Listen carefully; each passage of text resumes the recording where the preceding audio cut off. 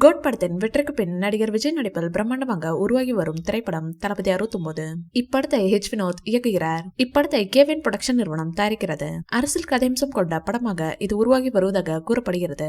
இப்படத்திற்கு அனிருத் இசையமைக்கிறார். இப்படத்தில் நடிகர் விஜய்க்கு ஜோடியாக பூஜா ஹெக்டேவும் வில்லனாக பாபி தியோலும் நடிக்கின்றனர். மேலும் மலையாள நடிகை மம்தா பைஜுவும் முக்கிய கதாபாத்திரத்தில் நடிக்கிறார். தளபதி 69 திரைப்படத்திற்கு மிகப்பெரிய அளவில் எதிர்பார்ப்பு உள்ளது.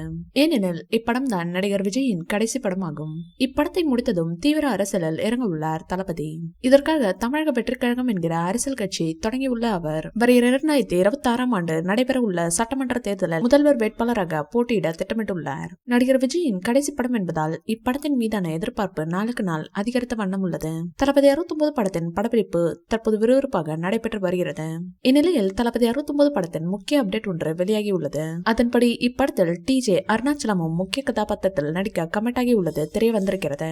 இவர் ஏற்கனவே வெற்றிமாறன் இயக்கத்தில் வெளியான அசுரன் படத்தில் நடிகர் தனுஷின் மகனாக நடித்து அசத்தியிருந்தார். அதைத் தொடர்ந்து சிம்புவுடன் 10 தல படத்தில் நடித்த டிஜே தற்போது தளபதி 69 இணைந்திருக்கிறார். இப்படத்தில் நடிகை மம்தா பைஜுவுக்கு ஜோடியாக டிஜே நடித்து வருகிறாராம். விஜய் சாரின் கடைசி படத்தில் நடிக்க வாய்ப்பு கிடைத்தால் யார்தான் வேண்டாம் என சொல்வார்கள். அதனால் ஓகே சொன்னேன் என கூறியுள்ள டிஜே தான் சிறு வயதிலிருந்தே நடிகர் விஜயின் படங்களை பார்த்து வளர்ந்ததாகவும் தற்போது அவருடனே நடிக்க வாய்ப்பு கிடைத்துள்ளது கனவு போல் உள்ளதாக கூறியுள்ளார். நடிகர் டிஜே சுயதீன இசைக்கலைஞர் என்பதும் குறிப்பிடத்தக்கது. இந்த வீடியோ பிடிச்சிருந்தா லைக் பண்ணுங்க, ஷேர் பண்ணுங்க.